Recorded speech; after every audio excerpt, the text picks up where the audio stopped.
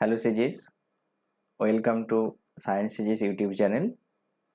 আজকে আমরা মিলিত হয়েছি ক্লাস 6-এর জীব বৈচিত্র্য চ্যাপ্টারটি নিয়ে। এটা পরিবেশ বিজ্ঞানের অন্তর্ভুক্ত। এখানে আমরা বায়োডাইভার্সিটি এবং নেচারকে এক্সপ্লোর করব। হ্যাঁ, আমি তোমাদের টিচার সুদর্শন স্যার। লেকচারের শুরুতেই তোমাদেরকে বলে নেওয়া ভালো যে তোমরা ধৈর্য ধরে ভিডিওটা দেখবে এবং যেখানে বুঝতে অসুবিধা হবে সেই জায়গাতে আমাকে কমেন্ট করবে কমেন্ট বক্সে। এবং সাথে সাথে যদি ভিডিওটা স্পিড বেশি বলে মনে হয় স্পিড কমিয়ে দেখতে পারো, যদি কারো পক্ষে স্পিড কম বলে মনে হয় তাহলে বাড়িয়ে দেখতে পারো স্পিড। আমি সাধারণত একদম 0 থেকে হাই লেভেলের সমস্ত স্টুডেন্টসের জন্য ভিডিওটা বানাচ্ছি, যাতে তোমাদের কারো কোনো বুঝতে অসুবিধা না হয়। কেমন? প্রথমেই চ্যাপ্টারের নাম যেটা দেখো, আমরা তো বলেই দিয়েছি জীব বৈচিত্র্য, হ্যাঁ না? তো জীব বৈচিত্র্য এবং আমরা নেচারকে এক্সপ্লোর করব এবং নেচারের এক্সপ্লোরেশন। তো আমরা ছবিটাতে নিশ্চয়ই প্রথমেই দেখতে পাচ্ছি, দেখো যে একটা টাইগার আছে, হ্যাঁ না? তো আমি প্রথমে একটা পেন নিয়ে নিই তোমাদের বোঝাতে সুবিধা হওয়ার জন্য, হ্যাঁ না? আচ্ছা, পেনের কালার কি নিলে ভালো হয়, কি নিলে ভালো হয়? ইয়েলো নেবো, ইয়েলোটা নিই। ওকে,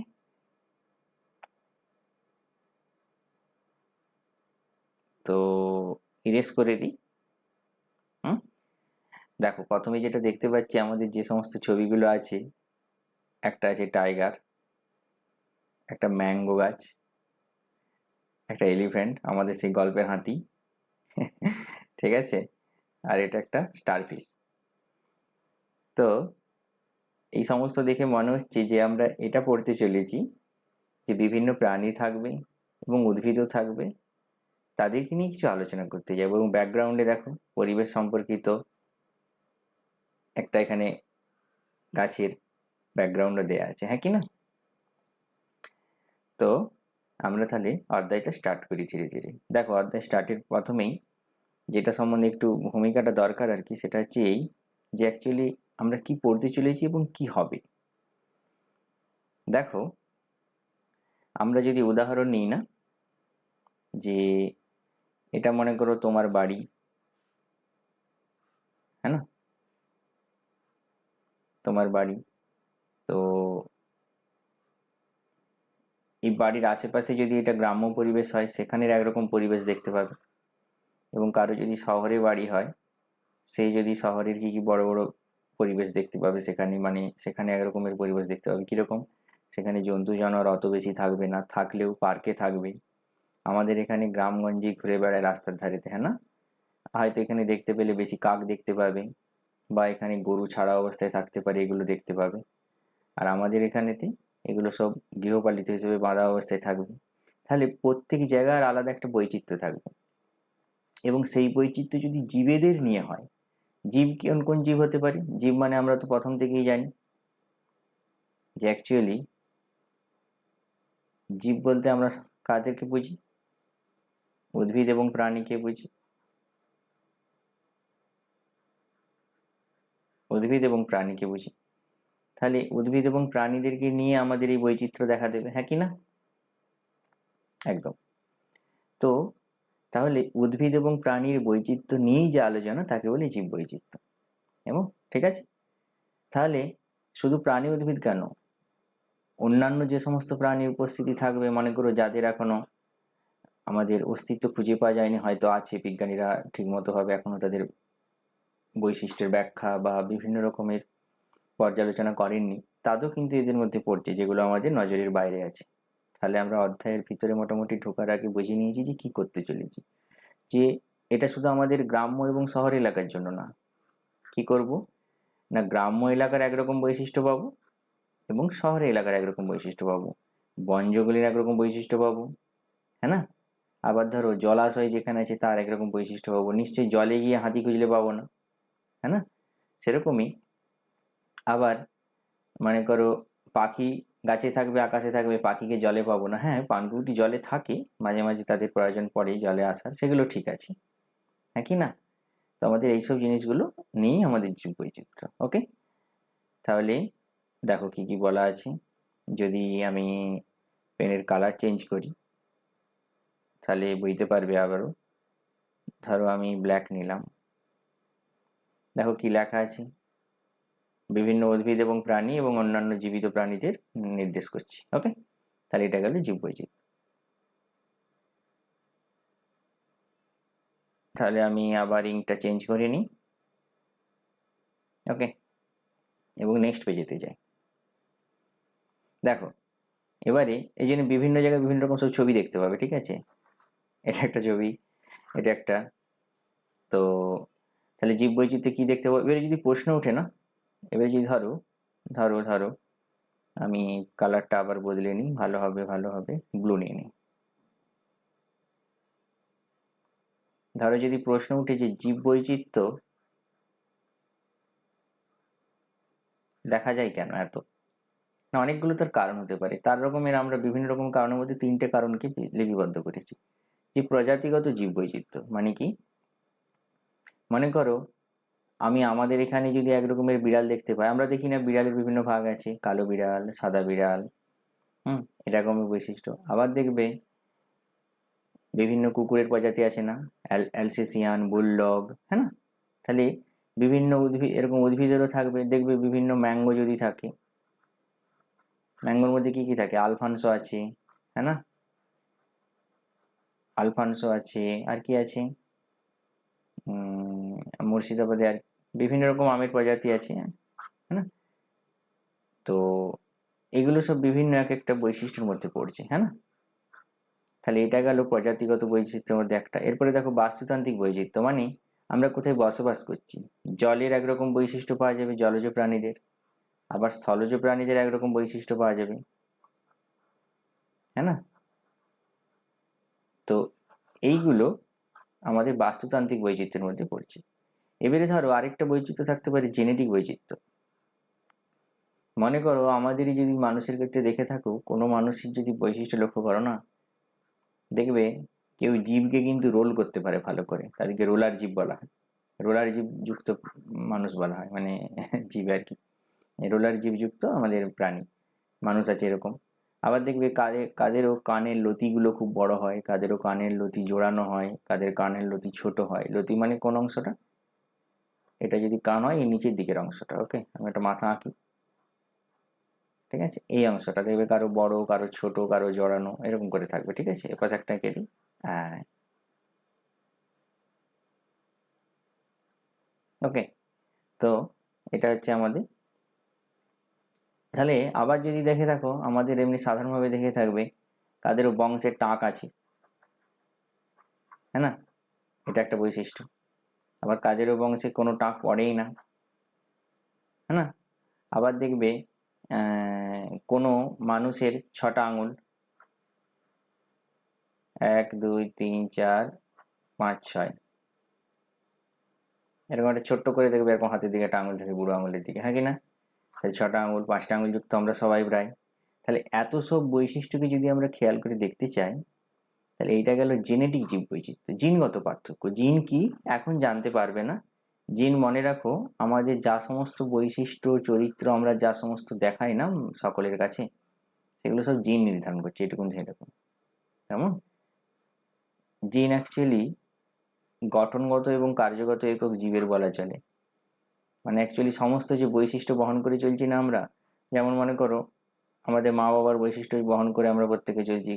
যেমন ধরো গায়ের কালার বলতে পারো, নাকের লম্বা বা নাক ভোঁতা টাইপের এরকম বলতে পারো, মুখমণ্ডলের আকৃতি বলতে পারো, এগুলো সব জিনের বৈশিষ্ট্য। এইটুকুন আপাতত জেনে রাখো, 6-এ এত ডিটেলসে নেই, পরে আবার যখন পড়াবো তখন সব বলবো। ওকে, এবারে প্রশ্ন হচ্ছে, তার আগে আমি কালারটা একটু চেঞ্জ করে নিই, ভালো হবে না। এবারে জীবের তাহলে শ্রেণীবিভাগ করতে হবে, এই জন্যই শ্রেণীবিভাগের প্রয়োজনীয়তা। তাহলে কি কারণে প্রয়োজন, না জীব বৈচিত্র্যের এই যে বিশালতা, এদেরকে যদি না আমরা একটা ছন্দে বাঁধি না, আমাদের নিজেদেরই মাথা খারাপ হয়ে যাবে, হ্যাঁ কি না। পড়তে গিয়ে বুঝতেই পারবো না কি পড়তে চলেছি। ধরো জঙ্গলে এত সব জীব আছে, সেই জীবেদের মধ্যে যদি আমি বৈশিষ্ট্য খুঁজে খুঁজে বার করতে চাই আলাদা করে, আমাদেরকে ওদিকে আলাদা করতেই হবে, হ্যাঁ না। মনে করো বাঘ এত প্রজাতির আছে, যদি আমি ওদেরকে আলাদা করে না লিখি, বাঘের সাথে অন্য প্রাণীকে মিক্সড করে ফেলতে পারি। তাহলে সঠিকভাবে চিহ্নিত করার জন্য আমাদের দরকার। আর কি, শ্রেণীবিভাগ করবো, যে শ্রেণীবিভাগ করার মাধ্যমে তাহলে কি করতে হবে, এদের মধ্যে পারস্পরিক সম্পর্কটা জেনে যাব এবং পরিবেশের সঙ্গে তাদের কিভাবে সংযোগ সেটা জেনে যাব। মানে কি, মনে করো পারস্পরিক সম্পর্ক, যে এখানে বাঘ আছে, এখানে ধরো বিভিন্ন প্রকারের ছাগল আছে, তাহলে এদের মধ্যে একটা সম্পর্ক বজায় থাকবে, খাদ্য খাদকের সম্পর্ক, সেরকম সম্পর্ক থাকবে। আবার পরিবেশের সঙ্গে এদের একটা সম্পর্ক থাকবে, যে পরিবেশে এরা কি এফেক্ট ফেলছে সেটা থাকবে, আমরা তাদের উপর কীভাবে এফেক্ট ফেলছি সেটা থাকবে।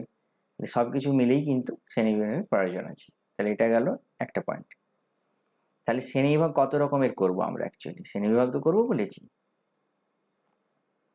শ্রেণীবিভাগ সাধারণত 7 রকমের হয়। আমরা একে একটা নাম দিই, যে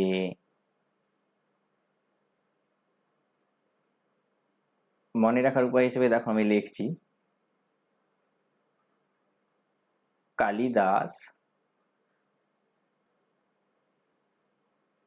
হ্যাঁ না, কালিদাসের কে, আচ্ছা, came only for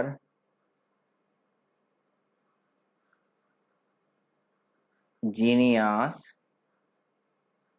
students.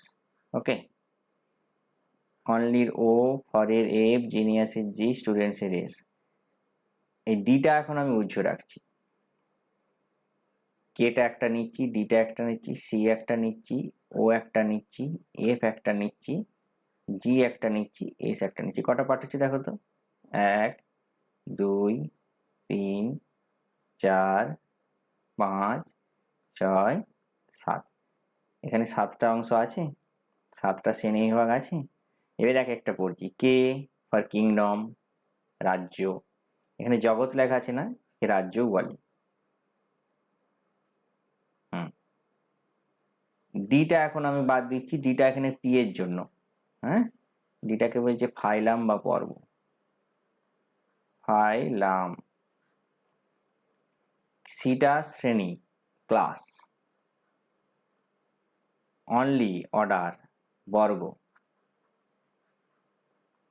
F family, পরিবার। জি জেনাস, গণ। এস স্পিসিস, প্রজাতি। এবারে এটা তো গেলো ইংলিশে মনে রাখার উপায়, Kalidas came only for genius students. বাংলাতে কি, রাজ্য, পর্ব, শ্রেণী, বর্গ, গোত্র, গণ, প্রজাতি। গোত্রকে পরিবারও বলা হয়, এখানে গোত্রটা আমি একটু এখানটা লিখে রাখছি, গোত্র বা পরিবার, এরকম ভাবে শ্রেণীবিভাগ করা। এবারে এখন মাথায় আসতে পারে, স্যার এটা কি ধরনের শ্রেণীবিভাগ, কি বুঝতে পারছি না কিছু, আমি বোঝাচ্ছি, ভালো করে বোঝার চেষ্টা করো। ধরো যদি আমি বলি, তোমার কোনো পার্টিকুলার বর্ণনা দিই, যে এটা তুমি, আচ্ছা তোমার বাড়ি কোথায়, না স্যার এই গ্রামে। আচ্ছা গ্রামটা কোথায়, এই পোস্ট অফিসের মধ্যে। আচ্ছা পোস্ট অফিসটা কোথায়, এই থানার মধ্যে। থানাটা কোথায়, এই জেলার মধ্যে। জেলাটা কোথায়, এই রাজ্যের মধ্যে। রাজ্যটা কোন রাজ্য, মানে কোন দেশের রাজ্য, ইন্ডিয়া। এভাবে আমরা যদি বৈশিষ্ট্য ভাজার চেষ্টা করি। এবারে যদি বলি, প্রথমেরটা যদি আরো ভাঙি, যে কোন গ্রাম, গ্রামের মধ্যে কোন গলিটা, পিচনার মোরাম, এই জিনিসগুলো আমরা দেখো ভেবে ভেবে দেখতে পাচ্ছি, তবে পুরো বৈশিষ্ট্যতে ঢুকতে পারবো, যে আমি ইন্ডিয়ার অন্তর্ভুক্ত, ওয়েস্ট বেঙ্গল রাজ্যের, পশ্চিম মেদিনীপুর জেলার, ঘাটাল থানার অন্তর্গত, রাধনগর পোস্ট অফিসের, অমরপুর গ্রামের, N0038 রুম নম্বরের বাসিন্দা। বোঝা গেল, এটি আমার সম্পূর্ণ বৈশিষ্ট্য। তার সাথে আবার এখানে পিতার নাম। এবারে দেখো এটা একটা বৈশিষ্ট্য গেল। সাথে দেখবে বলে না, পুজো দিতে গেলে তোমার নাম, বাবার নাম, বাবার বাবার নাম, তাদের গোত্র বলে না। আবার দেখবে এইসব জিনিসগুলো আমাদের বলে কি না।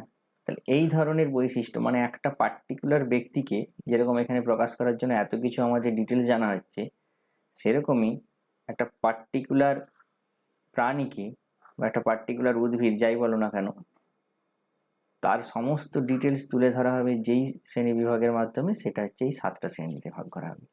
তাহলে রাজ্য, পর্ব, শ্রেণীবর্গ, গোত্রগণ, প্রজাতি। যেমন উদাহরণ আম গাছ, এখানে আছে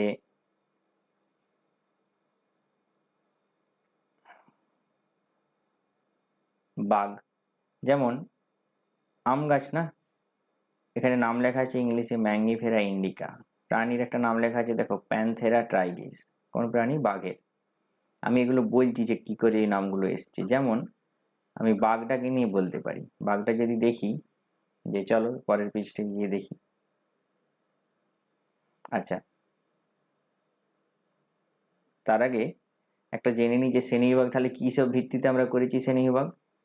না তার শরীরের গঠন অনুযায়ী, বড় না ছোট, তার শরীরে কোষের সংখ্যার উপরে, এককোষী না বহুকোষী, খাদ্য গ্রহণের পদ্ধতি, স্বভোজী না পরভোজী, কিভাবে খাদ্য গ্রহণ করে, মাংসাশী কিনা, প্রজনন পদ্ধতি, কিভাবে প্রজনন সম্পন্ন করে, মানে কিভাবে বাচ্চা দেয়, কিভাবে বাচ্চা প্রসব করে, ডিম থেকে হয় না মানুষের মতো বাচ্চা ডাইরেক্ট প্রসব করে, বিভিন্ন সব কারণের জন্য আমরা শ্রেণীবিভাগ করে থাকি। পরিবেশের সঙ্গে তাদের সম্পর্ক কীরকম, বনে থাকে, তারা পরিবেশে কি লাভ দেয়, কি ক্ষতি করে, এর সাথে মানুষের কি সম্পর্ক, এইসব সম্পর্ক, এদের উপরে ভিত্তি করে তাহলে শ্রেণীবিভাগ করে। যে এবার উদাহরণটা আমি ডিটেলসে বলছি। তাহলে কি হলো, জীববৈচিত্র্য কি করছে, পরিবেশের সমৃদ্ধি, পরিবেশের পরিচয় বহন করছে। শ্রেণীবিভাগের ফলে আমাদের কি হচ্ছে, জীবজগতের উন্নতি এবং সুরক্ষা সম্পর্কে সচেতন হতে পারছি। যে মনে করো আমরা একটা, দেখবে এখন চিল কি দেখা যায় বেশি, ঈগল বা চিল, আমাদের এখানে তো দেখাই যায় না। তাহলে আমরা ওইটা সম্বন্ধে সচেতন হয়ে যাবো যে চিল টিল আর দেখা যাচ্ছে না, মানে কি চিল হচ্ছে বিলুপ্ত হতে চলেছে, তাহলে ওদেরকে আমাদের সংরক্ষণ করতে হবে। এটা আমাদের একটা এখান থেকে শিক্ষা, তবে আমরা দেখতে পাবো, হ্যাঁ না? এই জিনিসগুলো অ্যাকচুয়ালি আমরা এই চ্যাপ্টারের মাধ্যমে পড়তে পারবো। এরপরে দেখো আমরা যদি এক একটা দেখি আর কি, যে আগে উদাহরণটা দেখে নাও তাহলে ভালো হবে। আচ্ছা, উদাহরণটা দেখতে গেলে আমাকে পেনের কালারটা একটু চেঞ্জ করতে হবে। মনে করো আমি রেডি নিচ্ছি। যেমন আমি কি বললাম, বাঘ, বাঘ সম্বন্ধে আমাকে বলতে হবে। তাহলে বাঘটা দেখো, বলছে না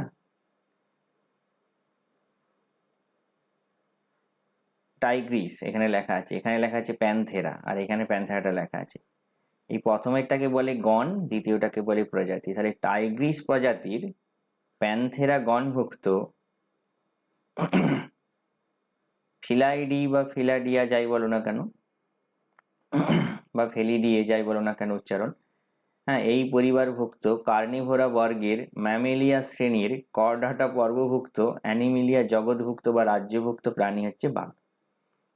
এটা এক ধরনের, এটা প্যান্থেরার কেবলমাত্র, প্যান্থেরা গণের বাঘ। তাহলে বাঘের কত রকম, আমরা শুধু বাঘ জানতাম, সাদা বাঘ, কালো বাঘ, না হলুদ বাঘ, সুন্দর, রয়্যাল বেঙ্গল টাইগার ইত্যাদি ইত্যাদি। তাহলে সেই বাঘের কত রকমের ভাগ দেখো। তাহলে কি বলতে হবে, বাঘের বৈশিষ্ট্য যদি পুরো বলতে হয়, মানে বাঘের যদি নামকরণটা পুরো জানতে হয় যে কিভাবে বাঘ এসছে, বাঘের পুরো বৈশিষ্ট্য, যে অ্যানিমিলিয়া রাজ্যের করডাটা পর্বের, এবারে তুমি বলবে স্যার এগুলোর বৈশিষ্ট্য কি, এগুলো কি জিনিস, করডাটা কি, ম্যামেলিয়া কি, কার্নিভোরা কি, হ্যাঁ ফেলাডিয়া কি, প্যান্থেরা কি, আমরা সব ডিটেলস এখন জানতে পারবো না, একটু একটু বলবো। আমরা একটু একটু পড়বো, যেমন করডাটা আজ পড়াবো, অ্যানিমিলিয়াটা পড়াবো, ম্যামেলিয়াটা পড়াবো, হ্যাঁ না, এগুলো সব পড়াবো। এগুলো সব ধীরে ধীরে ধীরে ধীরে আবার পরে জানতে পেরে যাবে যখন হায়ার ক্লাসে উঠবে। তাহলে কি হলো, অ্যানিমিলিয়া জগতের, করডাটা পর্বের, ম্যামেলিয়া শ্রেণীর, কার্নিভোর বর্গের, ফেলাইডি পরিবারের, প্যান্থেরা গণের টাইগ্রিস প্রজাতি হচ্ছে বাঘ। হচ্ছে কাহিনী, ঠিক আছে। এবারে প্রশ্ন হচ্ছে যে স্যার অ্যানিমিলিয়া মানে এই যে আমরা বলছিলাম না কিংডম, কালিদাসের কে, ফাইলাম, এইটা ডি, আর ডিটা অ্যাকচুয়ালি ডিভিশন, হ্যাঁ এটা একটু বলে দিই, ডিভিশন বলে আমরা ওটাকে মনে করি। ডিভিশন আর ফাইলাম এগুলোকে না প্রাণী এবং উদ্ভিদের ক্ষেত্রে আলাদা আলাদা করে ব্যবহার করা হয়, অত জানতে হবে না ডিটেলসে। তাহলে কিংডম, ফাইলাম, ক্লাস, অর্ডার, ফ্যামিলি বা গোত্র, গণ, প্রজাতি, ঠিক আছে। তাহলে দেখো প্রজাতি হচ্ছে সব থেকে ছোট এবং নির্দিষ্ট স্তরের একটা অংশ শ্রেণীবিন্যাসের, তাদেরকে নিয়ে হবে গণ। গণকে নিয়ে হবে গোত্র, গোত্রকে নিয়ে হবে বর্গ, বর্গকে নিয়ে হবে শ্রেণী, শ্রেণীকে নিয়ে হবে পর্ব, পর্বকে নিয়ে হবে রাজ্য। এবার যদি এদিকে একটু একটু করে দেখি তাহলে কি হবে, শ্রেণীবিন্যাসের প্রথম এবং সর্ববৃহৎ স্তর হচ্ছে কিংডম। এখানে দু রকম জিনিস থাকতে পারে, প্ল্যান্ট, অ্যানিমেল। হ্যাঁ, এর উদাহরণ কি হবে না, উদ্ভিদ, প্রাণী, ফাঙ্গি, প্রোটিস্টা, মনেরা, এগুলো সব আমরা দেখব কিংডমের অন্তর্ভুক্ত পড়েছে। সেরকম পর্ব কি না, এই রাজ্যের অধীনে থাকা এক একটা অংশকে বলে পর্ব। যেরকম দেখো না, আমরা তো বললাম রাজ্য, রাজ্যের পরে কি জেলা, জেলার পরে কি থানা, হ্যাঁ না, তারপরে ধরো পোস্ট অফিস, তারপরে ভিলেজ, হ্যাঁ না, এটা তো আমরা বলি। তাহলে এই অনুযায়ী ভাগ আর কি। বড়টা হচ্ছে রাজ্য, এখানে রাজ্যটা সব থেকে বড় করেছে। রাজ্যের উপরে কি আছে দেশ, দেশের উপরে কি আছে মহাদেশ। এইভাবে বুঝতে পারছো ব্যাপারগুলো। তাহলে কি বলছিলাম না, ওদের নিচে থাকা কতকগুলো ক্ষুদ্র ক্ষুদ্র গ্রুপ হচ্ছে পর্ব। পর্বের মধ্যে আছে করডাটা, ব্রায়োফাইটা ইত্যাদি। ব্রায়োফাইটা উদ্ভিদের ক্ষেত্রে, করডাটা প্রাণীদের ক্ষেত্রে। এই যে করডাটা কথাটা এসছে, তাহলে পর্বের মধ্যে পড়ছে। শ্রেণী, যেমন প্রতিটি পর্ব কিছু কিছু আরো শ্রেণীতে বিভক্ত। শ্রেণীর মধ্যে কি পড়ছে, স্তন্যপায়ী শ্রেণী, উভচর শ্রেণী, পক্ষী শ্রেণী। বোঝা যাচ্ছে কি কি তাহলে এবার একটু একটু করে, যে ম্যামেলিয়া সেখানে ছিল না বাঘেতে, ম্যামেলিয়া, করডাটা, অ্যানিমেলিয়া ছিল। আচ্ছা, বর্গ সেরকম কতকগুলো, মানে শ্রেণীর অধীনে থাকা অংশ হচ্ছে বর্গ। বর্গতে কি কি থাকবে, কার্নিভোর পড়ছে, মানে কার্নিভোর বর্গ। এখানে আছে প্রাইমেট, বিভিন্ন সব আছে, আমরা এত জানবো না, একটা একটা করে জানি যেটা মনে থাকবে। এরপরে আছে গোত্র, কি আছে, বর্গের মধ্যে বিভিন্ন পরিবার থাকে, তাদেরকে নিজেদের মধ্যে যে সম্পর্ক সেটাই হচ্ছে আমাদের ফ্যামিলি গোত্র। কার্নিভোর বর্গের মধ্যে যেমন ফেলিডি আছে, আমরা যেরকম উচ্চারণ করবো আর কি, ফেলাইডি বা ফেলিডি, ফেলিডি পরিবার। সেরকম গণ, কি গণ আছে, যেমন দেখো টাইগার, হ্যাঁ না। তাহলে ছোট স্তর যেখানে হচ্ছে গণ কি না, কয়েকটি পরিবারের মধ্যে যে ছোট ছোট স্তরগুলো বিভক্ত সেগুলোকে গণ বলে। এগুলো কি, টাইগ্রিস, ঠিক আছে, লায়ন, সিংহ, চিতা, লেপার্ড, এরা সব প্যান্থেরা গণের অন্তর্ভুক্ত, ঠিক আছে। তাহলে এগুলো সব প্যান্থেরা। যে জন্য প্রথমটা বলেছিলাম গণ, তারপর একটা প্রজাতি। এখানে প্রজাতি কি, আমরা শুধু ওইটুকুনি জানি, মানে এতদিনের পড়াতে আমরা শুধু ওই প্রজাতির নামটি জানি, বাঘ, আম গাছ, কিন্তু আমের কোন, ম্যাঙ্গিফেরা। ওকে, এইসব জিনিসগুলো, এইগুলো হচ্ছে শ্রেণীবিন্যাসের স্তর। ক্লিয়ার? তাহলে 7টা শ্রেণীবিন্যাস মনে থাকবে। Kalidas came only for genius students. Kingdom, division বা phylum, came class, O order, a family, G genus, S species. মনে থাকবে? তাহলে বাঘের শ্রেণীবিন্যাস তো করে দিয়েছি আগে। এবারে ওরই মধ্যিখানে না, এই যে আমরা অ্যানিমেলিয়ার দেখছিলাম, দেখো কোথায় অ্যানিমেলিয়া, কোথায় পেয়েছিলাম, এই যে এই যে অ্যানিমেলিয়া। আমরা অ্যানিমেলিয়াটা একটু জেনে নেবো, যে প্রাণীর মধ্যে কি কি আছে। প্ল্যান্টিয়া আছে, আমরা অ্যানিমেলিয়াটা একটু জানি। ওকে, এই যে অ্যানিমেলিয়া, অ্যানিমেলিয়া দেখো তার বৈশিষ্ট্য দেখে দেখো, যে বহুকোষী, হেটেরোট্রফ অন্তর্ভুক্ত পড়ে। এরা বহুকোষী বলছে মাল্টি সেলুলোর, এদের দেহে কোনো কোষ প্রাচীর থাকে না। এরা অন্যান্য জীবের উপর নির্ভর করে খাদ্য গ্রহণ করে। এরা প্রজনন কি না, এরা যৌন জনন এবং অযৌন জনন দুই প্রকারই দেখাতে পারে। বেশিরভাগ ক্ষেত্রেই যৌন জননের মাধ্যমে। হ্যাঁ, জনন পদ্ধতি যখন আমরা পড়বো সেখানে যৌন জনন অযৌন জনন ডিটেলসে পড়বো। ওকে, পরিবেশের সঙ্গে এদের সম্পর্ক কি, সরল থেকে জটিল স্নায়ুতন্ত্র এদের হয়ে গেছে, এদের চলনে ক্ষমতা থাকে। এদের উদাহরণ গাদা গাদা, আমরা সবাই মাছ, মানুষ, পাখি, মৌমাছি, প্রজাপতি, জেলিফিশ, অক্টোপাস। স্তন্যপায়ীর মধ্যে এগুলো পড়ছে, এগুলো পোকামাকড়ের মধ্যে পড়ছে, এগুলো জলজ প্রাণীদের মধ্যে পড়ছে। তাহলে প্রাণী জগৎটা আমরা বুঝতে পারলাম এতক্ষণে, হ্যাঁ না। সেরকমই উদ্ভিদ জগৎটা একটু দেখে নিই। এই যে বললাম না অনেকগুলো জগৎ আছে, 5 কিংডম ক্লাসিফিকেশন। অ্যাকচুয়ালি কিংডমটাকে 5টা ভাগে ভাগ করা হয়েছে। আমরা এক একটা করে বলছি। অ্যানিমেলিয়া পড়লাম, এবারে প্ল্যান্টই পড়ছি, উদ্ভিদ জগৎটা পড়ছি। উদ্ভিদ জগতের মধ্যেই দেখবে পেয়ে যাবে অনেক কিছু। দেখো, উদ্ভিদরা সাধারণত বহুকোষী হয়, কিন্তু এরা স্বভোজী হয় বা স্বকোষী হয়, অটোট্রফ, নিজেরা খাদ্য তৈরি করতে পারে। কি করে পারে, সূর্যের আলোকে কাজে লাগিয়ে খাদ্য তৈরি করতে পারে। এরাও বহুকোষী। এদের কোষ প্রাচীরে কিন্তু সেলুলোজ থাকে, এটা যেন মাথায় থাকে। এদের ক্লোরোপ্লাস্ট থাকে, সালোক সংশ্লেষ তাই করতে পারে। এটা স্বপোষী হয়, সালোক সংশ্লেষ সক্ষম, এই বললাম। প্রজনন, যৌন জনন, অযৌন জনন দুই প্রকারই সম্পন্ন করতে পারে। পরিবেশের সঙ্গে কি সম্পর্ক?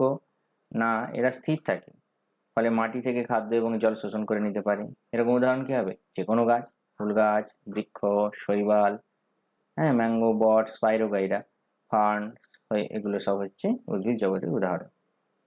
এরপরে আছে, তাহলে কি বললাম, যে অ্যানিমিলিয়া প্ল্যান্টি। এরপরে একটা আছে মনেরা। মনেরা একটা জগতের মধ্যে পড়ছে, ঠিক আছে? চোখটা খুব কটকট করছে। আচ্ছা দেখো মনেরা, তাহলে মনেরাটা পড়ি। মনেরাটা কি বলেছে? না মনেরা না এককোষী প্রোকারিওটিক জীব, মানে একটু নিচু মানের। এদের কোষে নিউক্লিয়াস থাকে না। তুমি বলবে নিউক্লিয়াস কি স্যার?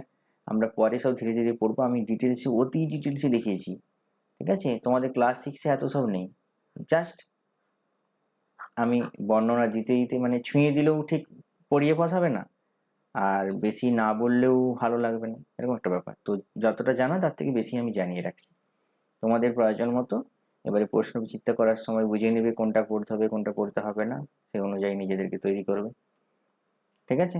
তাহলে এদের কি, তাহলে ভেবে দেখো তো, অ্যানিমিলিয়া প্ল্যান্টি সবার শেষে পড়া উচিত ছিল অ্যাকচুয়ালি, আমরা শেষেই পড়তাম। আমি যেগুলো তোমরা জানো সেখান থেকে আমরা চেষ্টাটা করছি, যে ওই জায়গাগুলো পরিচিত যেহেতু আমরা ওগুলো সম্বন্ধে ভালো করে ডিটেলসে বলতে পারবো, তো ওগুলো তোমরা ভালো করে বুঝতে পারবে। তো সেই কারণে আমি এগুলো পড়াচ্ছি। এরপরে আমরা মনেরা, প্রোটিস্টা এগুলো সব পড়বো। দেখো তাহলে মনেরাতে কি হবে? এককোষী প্রোকারিওটিক, এদের নিউক্লিয়াস নেই। এদের কোষ প্রাচীরে না একটা নতুন জিনিস থাকে, এটি বলছে পেপটাইডোগ্লাইকেন বা পেপটাইডোগ্লাইকন, এটা থাকে। এরা বিষমপুষ্টি স্বপুষ্টি দুটোই হতে পারে, মানে নিজেরাও খাদ্য তৈরি করতে পারে, নির্ভরশীল হতে পারে। এদের বেশিরভাগ জনন না অযৌন পদ্ধতিতে সম্পন্ন হয়, ঠিক আছে? পরিবেশের সঙ্গে সম্পর্ক কি? না এরা বিভিন্ন কঠিন পরিবেশেও বেঁচে থাকতে সক্ষম। উচ্চ তাপমাত্রা, হ্যাঁ, অম্লীয় পরিবেশ মানে আম্লিক যে পরিবেশ সেই অবস্থায় বেঁচে থাকতে পারে। তাহলে হাই টেম্পারেচারে সহ্য করতে পারে। উদাহরণ কি হবে? Bacteria, cyano bacteria. নীলাভ সবুজ শৈবাল নাম শুনেছ? নীলাভ সবুজ শৈবাল, BGA এদেরকে বলা হয়, ব্লু গ্রিন অ্যালগি। ওকে, সেরকম ব্যাকটেরিয়ার উদাহরণ কি? ইকোলাই ব্যাকটেরিয়া নাম শুনেছ? ল্যাক্টোব্যাসিলাস ব্যাকটেরিয়া, এটা তো শুনে থাকবে, দইয়ে থাকে। তাহলে এগুলো দেখো নিম্ন টেম্পারেচারও রয়ে যায় কিনা, হ্যাঁ কিনা? তাহলে এটা হচ্ছে মনেরার মধ্যে পড়ছে। এরপরে আছে প্রোটিস্টা। প্রোটিস্টা কি? না এককোষী ইউক্যারিওটিক কোষ, সেখানে প্রোক্যারিওটিক ছিল, এখানে ইউক্যারিওটিক, অর্থাৎ নিউক্লিয়াস থাকবে, ঠিক আছে? এগুলো উদ্ভিদ প্রাণী ছত্রাকের থেকে আলাদা। এগুলো উদ্ভিদও নয় প্রাণীও নয়, ছত্রাকের থেকে ঠিক আলাদা। এদের এককোষী হতে পারে, কিছু কিছু বহুকোষীয় দেখা যায়। ওকে, এদের কোষ কীরকম? ইউক্যারিওটিক কোষ বললাম, নিউক্লিয়াস থাকে, কিন্তু প্রোটিস্টার কোষ প্রাচীর থাকে, ঠিক আছে? কোষ প্রাচীর থাকে। এদের খাদ্য গ্রহণ কীরকম? বিষমপুষ্ট এবং স্বভোজী। বললাম না কোন কোন বিষয়ের উপর আমরা ভিত্তি করে করেছি? কোষের সংখ্যা, কোষের গঠন, খাদ্য গ্রহণ, প্রজনন, পরিবেশের সঙ্গে সংযোগ, এই বৈশিষ্ট্যগুলো যেন প্রতি বারে বারে উল্লেখ করছি। হ্যাঁ, অধিকাংশ জলজ থাকে, তাহলে পরিবেশে কীরকম সম্পর্ক? না এটা জলজ পরিবেশে থাকতে পারে। উদাহরণ কী হবে? এককোষী প্রাণী অ্যামিবা, প্যারামেসিয়াম। শৈবালের কী হবে? Protista, euglena. হ্যাঁ, এটা একটা আছে মোল্ড, এটা জানার দরকার নেই এখন, পরে জানলেও চল। এরকম একটা কি হলো? তাহলে হলো অ্যানিমিলিয়া প্ল্যান্টি, মনেরা, প্রোটিস্টা, ফাঞ্জি বা ছত্রাক। ফাঞ্জি বা ছত্রাক, এটা আমাদেরকে জানতে হবে। এটা কি বলেছে? এর এককোষী বহুকোষী দুই হতে পারে, ক্লোরোফিল অভাব থাকে, যার ফলে কী হবে? স্বাভাবিকভাবে সালোক সংশ্লেষ করতে পারে না। ছত্রাক মৃতজীবী বা স্যাপ্রোফাইট হতে পারে, পরজীবী প্যারাসাইট হিসেবে জীবিত থাকে, ঠিক আছে? এইভাবে এরা জীবিত থাকে। ছত্রাকের বৈশিষ্ট্য কি? না এদের কোষ প্রাচীর থাকবে, যে কোষ প্রাচীর খুব শক্ত এবং কাইটিন নির্মিত। মনে রাখতে হবে যে কোষ প্রাচীরগুলো কী দিয়ে তৈরি? কাইটিন নির্মিত।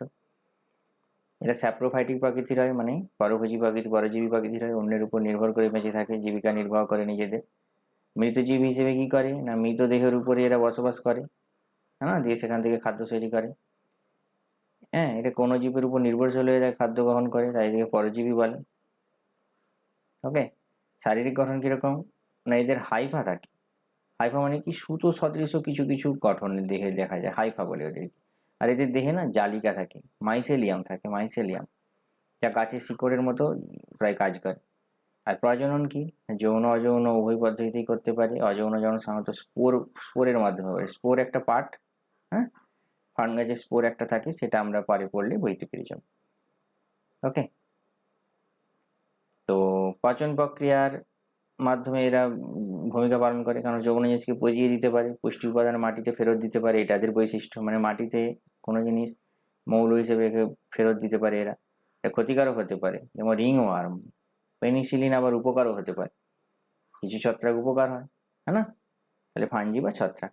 পেনিসিলিনের নাম শুনেছ? পেনিসিলিয়াম নোটেটাম, মনে পড়ছে? আবাসস্থল কোথায় থাকে না? স্যাঁতসেঁতে ভেজা জায়গায়, অন্ধকার পরিবেশে, পচা পদার্থে থাকে। তাহলে বলো দেখিনি এরকম একটা উদাহরণ কি হবে? মাশরুম। মাশরুম তো অন্ধকার জায়গাতেই হয়, অথচ দেখো আমরা খাই, প্রোটিন আছে, হাই প্রোটিন। পেনিসিলিয়াম তো এই বললাম অ্যান্টিবায়োটিক হিসেবে কাজে লাগে। আচ্ছা, ইস্টের কি কাজ? রুটি মদ তৈরিতে কাজে লাগে। এটা হচ্ছে এটা, ঠিক আছে? তো স্পোর যখন পরে পড়বো তখন জেনে নেবো, এখন এটা জানতে হবে না। আর জলজ পরিবেশে তো থাকতেই পারে, এটা তো পড়িয়ে দিয়েছি। এবারে আমরা কি করবো, এগুলো তো 5 কিংডম ক্লাসিফিকেশন হয়ে গেল। এবারে তাদের মধ্যবর্তী অংশ, পরে অংশে কিছু আর্থ্রোপোডা দেখে নাও কোনটা পড়ছে। আর্থ্রোপোডা, অ্যানিলিডা, এখানে আছে কি? যদি থাকে তাহলে অবশ্যই দেখতে পাবে।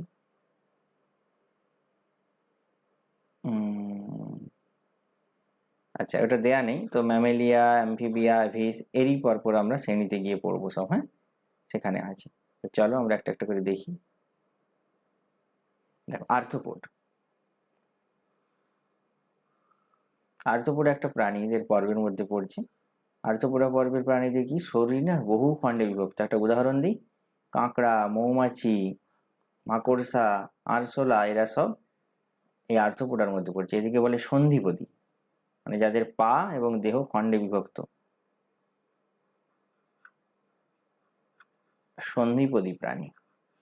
এই প্রাণীগুলো আমরা দেখেছি কিনা, তাহলে এগুলো আলাদা করে পড়তে হবে। এদের বহিঃ কঙ্কাল থাকে, এদের বাইরে একটা কঙ্কাল থাকে।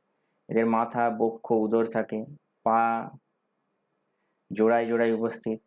কাইটিনের, এদের বাইরের অংশটা বহিঃ কঙ্কাল, কাইটিন নির্মিত। এরা শ্বাসনালী ফুলকার সাহায্যে বা বুক দ্বারা শ্বাস প্রশ্বাস গ্রহণ করে, হ্যাঁ না? এটা কিরকম উদাহরণ? মৌমাছি, কাঁকড়া, মাকড়সা ইত্যাদি। আর্থ্রোপোড হয়ে গেল। এবার অ্যানিলিডা। অ্যানিলিডা বা অঙ্গুরিমাল। অঙ্গুরিমাল মানে কি? যাদের দেহ আংটির মতো খণ্ড দিয়ে তৈরি, তাদেরকে বলে অ্যানিলিডা।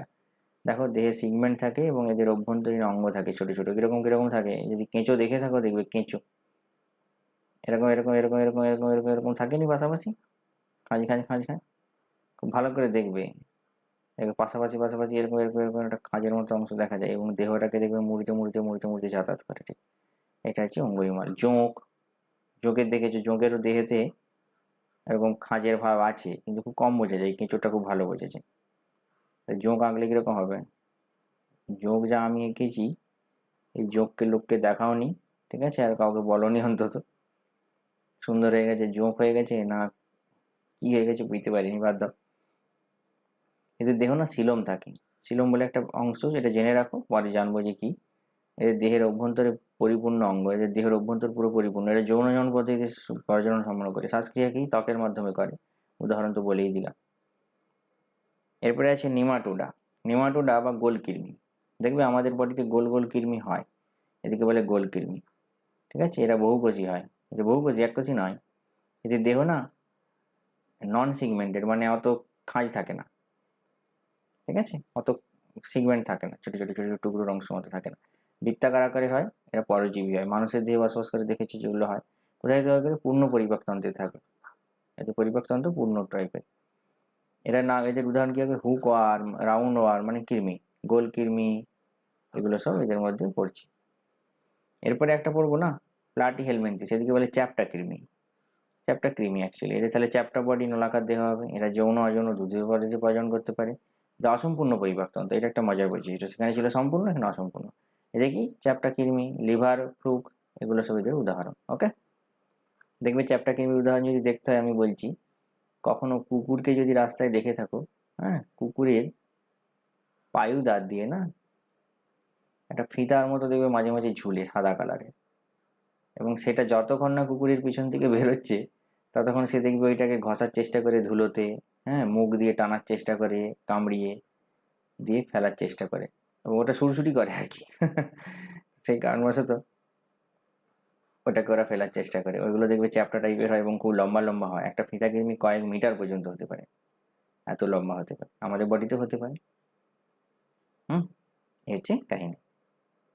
বিভক্ত। চলো এরপরে হচ্ছে একাই নোডারমাটা। একাই নোডারমাটা মানে কি? কণ্টক ত্বক, বাংলাতে কণ্টক ত্বক, মানে যাদের দেহ কাঁটা দিয়ে তৈরি, এরকম কাঁটা কাঁটা কাঁটা কাঁটা অংশ থাকবে কাঁটার মতো।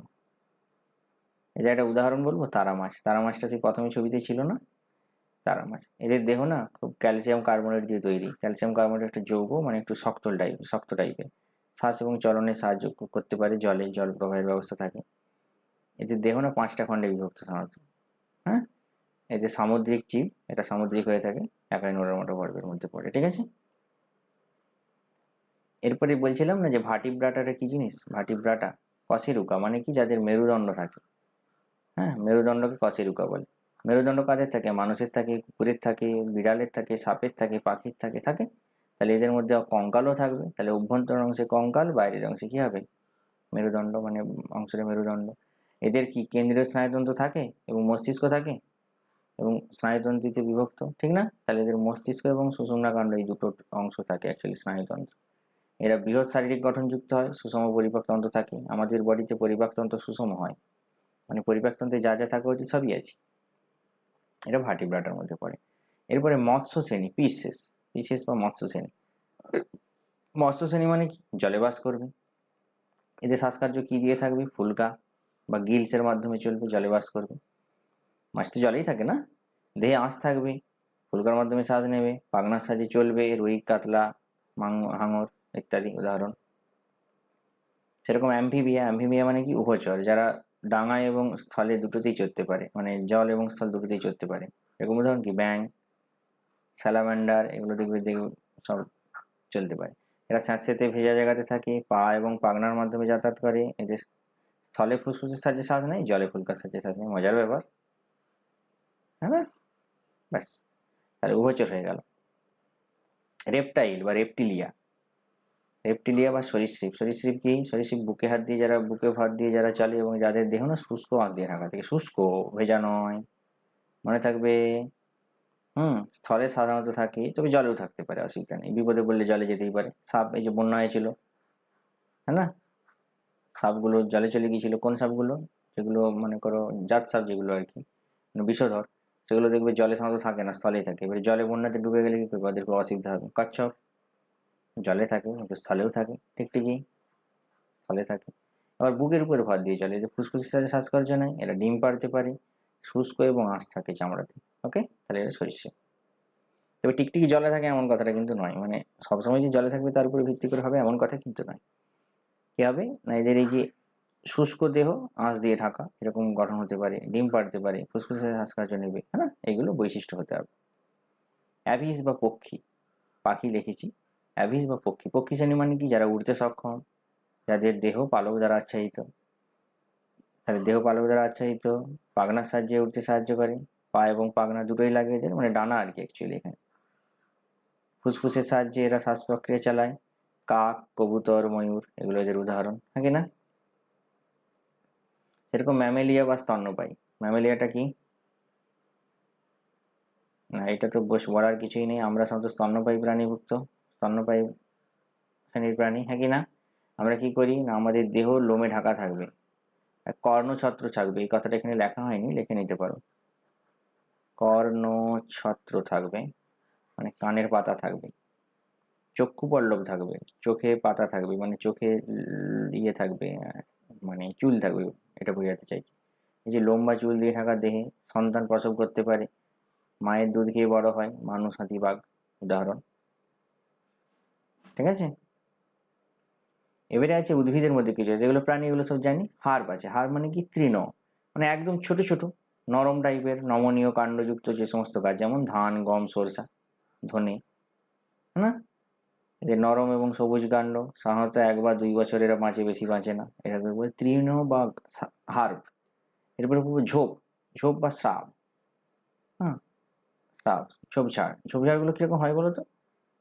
আমরা দেখেছি, একটা আমাদের এখানে গাছ আছে, আমাদের এরিয়াতে, তোমাদের পাশেও থাকবে। এটাকে বলে আঁকড় গাছের ঝাড়। আঁকড় গাছের ঝাড় দেখেছো? আঁকড় গাছ, গোলাপ গাছ, জবা গাছ, তুলসী গাছ,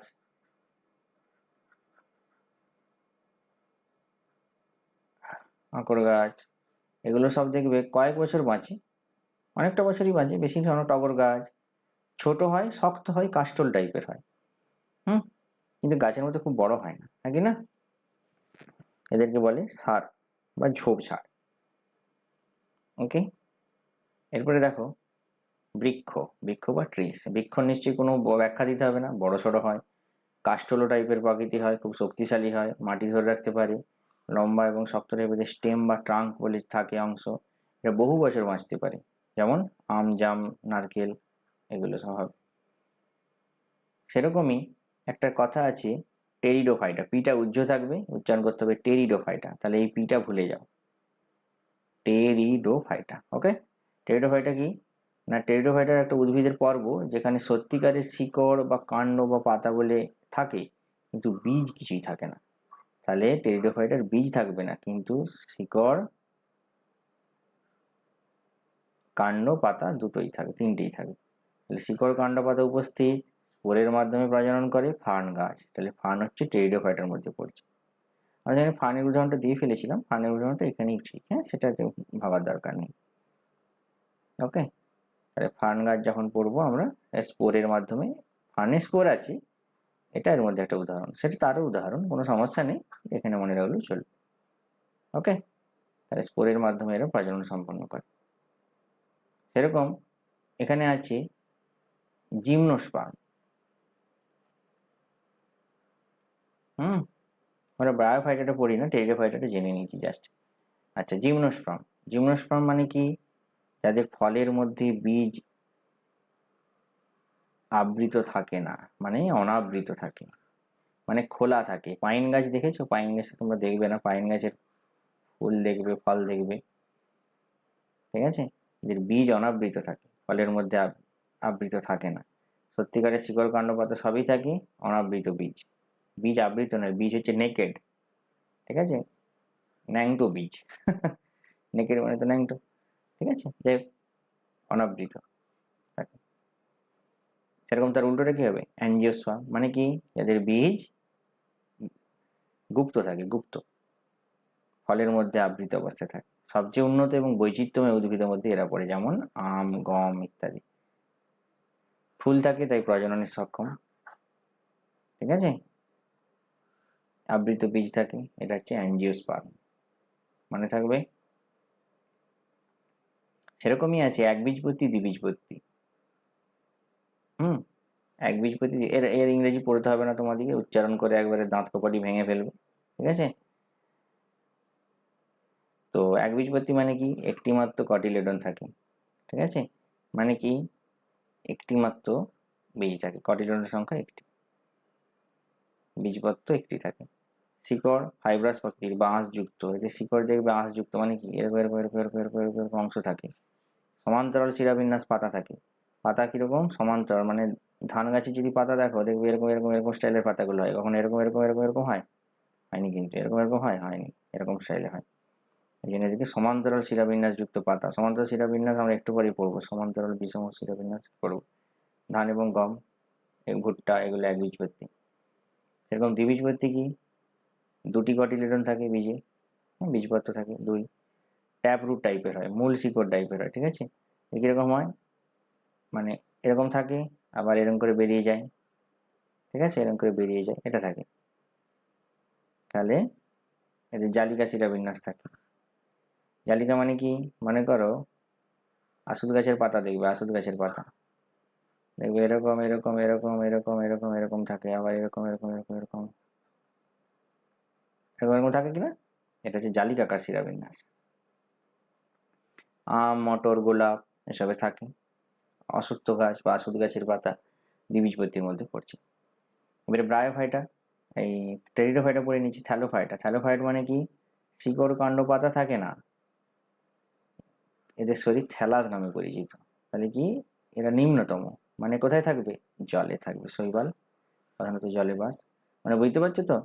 থ্যালোফাইট, ব্রায়োফাইট, টেরিডোফাইট, টেরিডোফাইটটা পড়ে নিয়েছি উন্নত, এটা হচ্ছে অনুন্নত, মানে শৈবাল, জলে থাকে, শিকড়, কাণ্ড বা পাতা থাকে না, ঠিক আছে।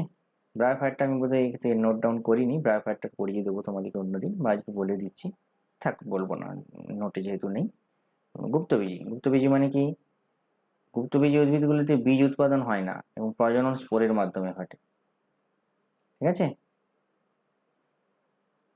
বীজ উৎপাদন হবে না, যেমন শৈবাল, ফার্ন, মশা, হ্যাঁ, এগুলো হচ্ছে গুপ্তবীজী।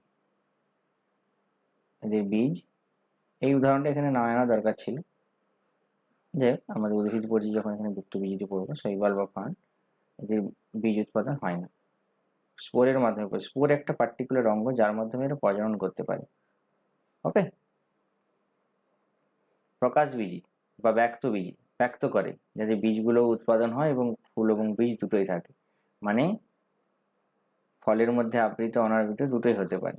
ঠিক আছে, আম, নারকেল, পাইন, এগুলো সব এদের উদাহরণ। ফুল এবং বীজ দ্বারা প্রজনন সম্ভব। এবারে শিরাবিন্যাস, বলছিলাম না শিরাবিন্যাস করকম হতে পারে। দেখো দুরকম আমরা এঁকেই দেখেছি, এখানে দুরকমের কথাই বলবো। একটা এরকম স্টাইলের পাতাতে হয়, আর একটা আমি যেটা এঁকেছিলাম এরকম করে।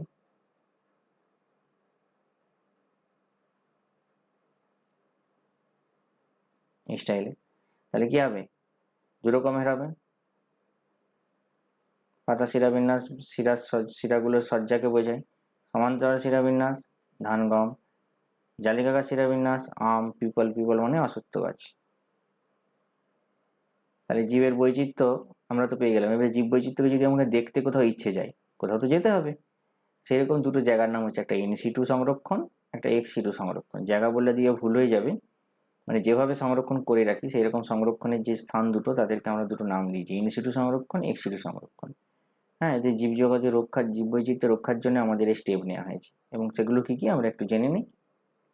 যেমন ইনসিটু, ইনসিটু মানে কি না, যে পরিবেশে আমি বসবাস করছি সেই পরিবেশেই আমাকে আবাসস্থল দিয়ে বাঁচিয়ে রাখা, সেখানে আমি বসবাস করতে পারবো, প্রজনন করতে পারবো, বেঁচে থাকতে পারবো।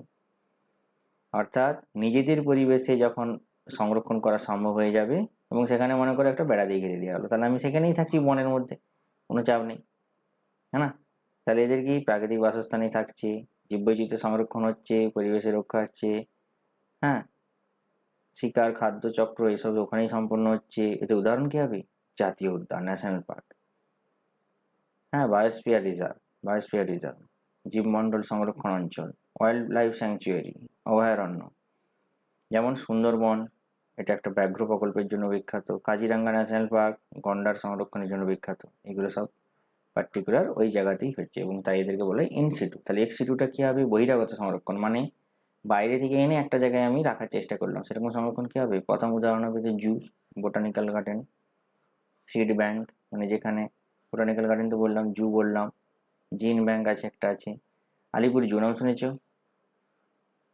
আমি গেছি সেখানে, বিলুপ্তপ্রায় প্রজাতি সংরক্ষণ এখানে আছে। ন্যাশনাল বোটানিক্যাল গার্ডেন, এখানেও গেছি, এখানে বিরল উদ্ভিদের সংরক্ষণ আছে, এখানে কেবলমাত্র উদ্ভিদ, এটা কেবল প্রাণী উদ্ভিদ সবই থাকতে পারে, এখানে প্রাণীটাই বেশি। হ্যাঁ, জুলজিক্যাল গার্ডেন অ্যাকচুয়ালি প্রাণী বেশি, উদ্ভিদের পরিমাণ কম, সাথে সাথে যেটুকু আছে প্রাণী। ঠিক আছে, তাহলে কি হলো, নিজেদের পরিবেশ থেকে তুলে এনে কৃত্রিম পরিবেশ বানিয়ে বিশেষভাবে সংরক্ষিত করা হবে যেখানে, এবং তাদেরকে এখানে নিরাপদে রক্ষাও করতে হবে, তাদের প্রজননে সাহায্য করতে হবে, সেটা হচ্ছে এক্সিটু সংরক্ষণ। তাহলে প্রাকৃতিক বাসস্থানের বাইরে বিলুপ্ত প্রায় যারা, তাদেরকে রাখা হবে, প্রজনন করতে দেওয়া হবে, পরবর্তী পুনর্বাসন করা হতে পারে, মানে অন্য জায়গায় নিয়ে যেতে হতে পারে। কৃত্রিমভাবে পরিবেশ করা, এখানে কৃত্রিমভাবে খাদ্য দিতে হবে শিকারের জন্য, অন্যান্য, যেমন ধরো বিড়াল রেখেছি, মাঝে মাঝে মাংস, এই বিড়াল বলছি সরি, বাঘ রেখেছি, মাঝে মাঝে মাংস এনে দিতে হবে, এগুলো হচ্ছে কাজ। তাহলে এগুলো হচ্ছে বহিরাগত সংরক্ষণ। ওকে, তাহলে জীব বৈচিত্র্যের গুরুত্ব কেন এত, না জীব বৈচিত্র্যগুলি কী কী হবে, দেখো, বাস্তুতন্ত্রের ভারসাম্য বজায় থাকবে, হ্যাঁ কি না, শিকারী চক্রাকার এসবের হাত থেকে বাঁচাতে পারবো। হ্যাঁ, বিভিন্ন উপাদান যেমন খাদ্য চক্র, শিকার সম্পর্কে স্থিতিশীল সম্পর্ক থাকবে। খাদ্য মানুষের বেঁচে থাকার জন্য অত্যাবশ্যক হয়ে যাবে, উদ্ভিদ প্রাণী থেকে প্রাপ্ত খাদ্য উৎপাদন হবে, খাদ্যের উৎস হিসেবে কাজে লাগবে। ঔষধি গুণ, নিশ্চয়ই তো জানো, উদ্ভিদ প্রাণী ঔষধি গুণের জন্য বিভিন্নভাবে দরকার পড়ে আমাদের। জলবায়ুর প্রভাব, ক্লাইমেট যে অবস্থা, মানে উদ্ভিদ এবং অন্যান্য প্রাণীদের বাস্তুতন্ত্রে থাকলে কার্বন ডাইঅক্সাইড এবং অক্সিজেনের ভারসাম্য বজায় থাকবে, ফলে জলবায়ু ঠিকঠাক নিয়ন্ত্রিত হবে। পর্যটন এবং অর্থনীতি, মনে করো এত সব রাখলাম, বাইরে থেকে তো লোকে দেখতে আসবে রে বাবা, অর্থনীতি, তাহলে সেখান থেকে আমাদের ইনকাম বাড়বে, হ্যাঁ না, অনেকে কাজ পাবে, এগুলো হচ্ছে পর্যটন হবে। হ্যাঁ, পরিবেশ সংরক্ষণ, উদ্ভিদ প্রাণীর মাটি সংরক্ষণ করবে, বন্যা নিয়ন্ত্রণ করবে, বাতাসে পরিশোধন করবে, এইসব জিনিসগুলো হবে জীববৈচিত্র্যের গুরুত্বের মাধ্যমে। এবারে ওই যে তোমাকে নামকরণ করছিলাম না, যে যেমন যেমন যেমন যেমন এখানে মানুষের বিজ্ঞানসম্মত নামটা দিয়েছি, ধরো হোমোসেপিয়েন্স। আমি বাঘেরটা কি বলেছিলাম? Panthera Tigris, Panthera Tigris. এবার এই যে নামটা লিখেছি এটা কিন্তু আমি ভুল লিখেছি, টিটা কিন্তু বড় হাতের হবে না, টিটা হবে ছোট হাতে। আর এই লেখাগুলো হবে না ইটালিক, ইটালিক লেখা, ইটালিক লেখা কি হবে? এরকম একটু বাঁকানো বাঁকানো হবে। যদি ইটালিক না লিখি তাহলে, যদি সিম্পল প্লেন লিখি তাহলে কি করবে? যদি প্লেন লাইনতে লিখি নিচে একটা করে লাইন দিয়ে দিতে হবে। ওকে, আন্ডারলাইন নিচে দিতে হবে। লিখেছি, স্মল লেটার হবে শেষেরটা, ক্যাপিটাল দিয়ে স্টার্ট হবে। এটা লেখানোর পদ্ধতি, ল্যাটিন ভাষাতে এগুলো হয়েছিল তাই। তাহলে প্রথমে লিখতে হবে জেনাস, তারপরে লিখতে হবে স্পিসিস, হ্যাঁ না? দুটো দিয়ে লিখবো, তাহলে বাকিগুলো আর লেখার দরকার নেই, বাকিগুলো তো আরও পিছনে আছে সব, ওগুলো আমাদের জানার দরকার নেই। এগুলো লিনিয়াস, এই কথাটা প্রথম নামকরণ দিয়েছিল, দ্বিপদ নামকরণ, বাইনোমিয়াল নমিনক্লেচার, লিনিয়াস বলে একজন বিজ্ঞানী সে দিয়েছিল। তাহলে গোলাপের বিজ্ঞান সন্ধানে আমার লেখা আছে দেখো, রোজা ইন্ডিকা, হ্যাঁ না? এই হচ্ছে কাহিনী। তাহলে দ্বিপদ নামকরণ হয়ে গেল, আমাদের ক্লাস শেষ হয়ে গেল। এতক্ষণ ধৈর্য ধরে শোনার জন্য শতকোটি প্রণাম তোমাদিকে। তো থ্যাংক ইউ অল স্টুডেন্টস। হ্যাঁ, আমি আমার স্টুডেন্টদেরকে যেভাবে পড়াই অফলাইনে, সেভাবে একটু মজা করতে করতে পড়ালাম। হ্যাঁ, দেখো এটাকে ক্লাস 9-এর বই অনুযায়ী বা গ্র্যাজুয়েশন লেভেলে, হায়ার লেভেলে আরও ভালো করে পড়ানো যায়, বিনা পিপিটিতেও পড়ানো যায়। কিন্তু আমার স্টুডেন্টসরা ছোট, তো তাদের জন্য তো সমস্ত কিছু রেডি করতেই হবে, মানে যারা তারা সচক্ষে ব্যাপারগুলো দেখতে পারে। এই বাঘটা খতরনাক আছে কি? তো আমার তাদের জন্য সমস্ত কিছু করতে হবে। আর অ্যাড্রেস এটা, এটা আমাদের ওয়েবসাইট, এখানে গেলে বিভিন্ন কোর্স তোমরা দেখতে পারবে। হ্যাঁ, এবং কোর্সের ফিস খুব কম, দেখতে পারো। আচ্ছা, আমরা লাইক, কমেন্ট আর সাবস্ক্রাইব এইটা চাইবো না, তোমরা নিজেরা নিজেদের থেকে দেবে। ওকে, আর বন্ধুদের পারলে শেয়ার করবে যাদেরকে ভিডিওটা প্রয়োজন বলে মনে হয়, যদি যারা ডিটেলসে পড়তে চায়। আর অফলাইনে আমাদের ব্যাচ চলছে, আমি সমস্ত অ্যাড দিইনি, ধীরে ধীরে ধীরে ধীরে দেবো। আজকে আমাদের ফেস রিভিলের করে প্রথম ভিডিও দিচ্ছি ক্লাস 6-এর জন্য। ওকে, তো এটা আমাদের কন্ট্যাক্ট নাম্বার, কন্ট্যাক্ট করতে পারো। এটা আমাদের মেল আইডি, মেলও করতে পারো। তো কন্ট্যাক্ট করে নিতে পারো, কোনো সমস্যা নেই। কন্ট্যাক্ট করলে একটা পার্টিকুলার রাতের দিকে করবে, 7টা থেকে 8টা বা 9টার মধ্যে। হ্যাঁ, সারাদিনে আমি বিজি থাকি, তো ফোন নিতে পারবো না, তবে কল ব্যাক জরুর করবো। আর ওয়েবসাইটে আমরা ঢুকতে পারো www.sciencesages.in। হ্যাঁ, আমাদের অ্যান্ড্রয়েড অ্যাপ্লিকেশান আছে, প্লে স্টোরে, এসএস এডুকেশন সার্ভিসেস নামে, মানে সায়েন্স এজেস এডুকেশন সার্ভিসেস। তো সেটা ডাউনলোড করে বিভিন্ন ভিডিও, ইউটিউব ভিডিও এবং বিভিন্ন ফ্রি কোর্স এগুলো সব দেখতে পারো। সব ধীরে ধীরে কাজ চলছে, পেয়ে যাবে সমস্ত কিছু মেটেরিয়ালস, এবং ন্যূনতম ফিসে। ওয়েস্ট বেঙ্গলেতে বাংলা মিডিয়ামের জন্য স্পেশালি আমাদের এই অ্যাকচুয়ালি ইনিশিয়েটিভ, তাই জন্য আমি অফলাইন ছেড়ে অনলাইনে এসেছি। 6-এর ভিডিও, 5-এর ভিডিও, সমস্ত কিছু ভিডিও পাবে। ধীরে ধীরে চ্যানেল গ্রো করবে, তোমাদের সাপোর্ট চাই। তোমরা বন্ধুদেরকে শেয়ার করবে, বাড়িতে বলবে যে আমরা অনলাইনে পড়তে ভালো লাগছে কি না, কোন কোন জিনিসগুলো বুঝতে পারো না কমেন্টে জানাবে। হ্যাঁ, আমি সেগুলো যথারীতি রিপ্লাই দেওয়ার চেষ্টা করব। এবং অফলাইনে তো যারা এসছো তাদের তো কোনো ব্যাপারই নেই। ওকে, তাহলে আজকে এটুকুনি। Thank you very much for giving a valuable time. Okay, so thanks a lot once again. Thank you. Bye.